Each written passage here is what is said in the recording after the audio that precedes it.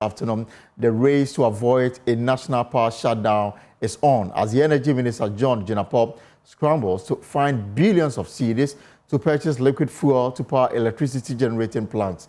Now, the Energy Minister told members of Parliament on the Energy Committee that the country currently has less than 3 days of liquid fuel in stock. Now, while some more fuel has been ordered, funds are not available as we speak now to pay for this. Now, the Minister is expected to make desperate last-minute ditch effort at Cabinet to secure the necessary funds to make these payments. We can listen to him in his briefing with members of the Energy Committee of Parliament.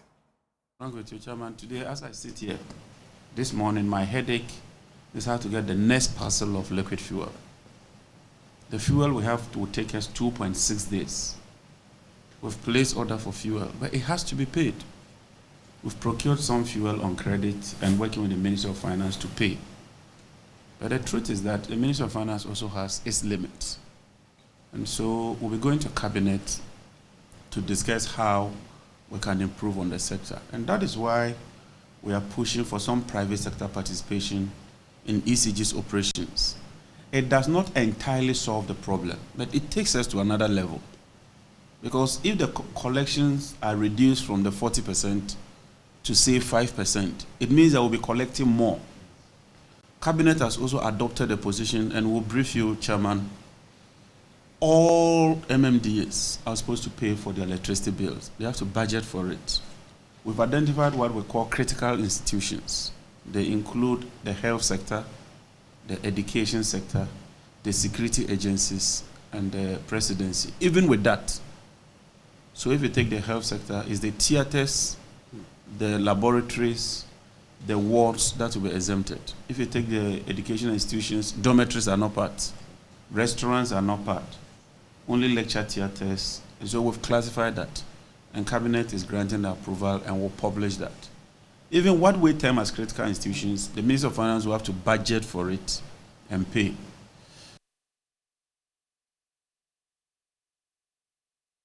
Right, so the question is about what the ministry is doing to, get the necessary funds to purchase the fuel. And of course, we can listen to the minister again on steps being taken to address this challenge.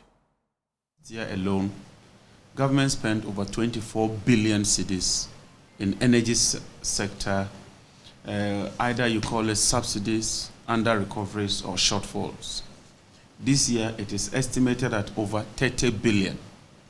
In terms of the shortfall. Yesterday, we had a session with the finance minister, and a lot of the people here were there. We require about $1.1 billion to procure liquid fuels alone.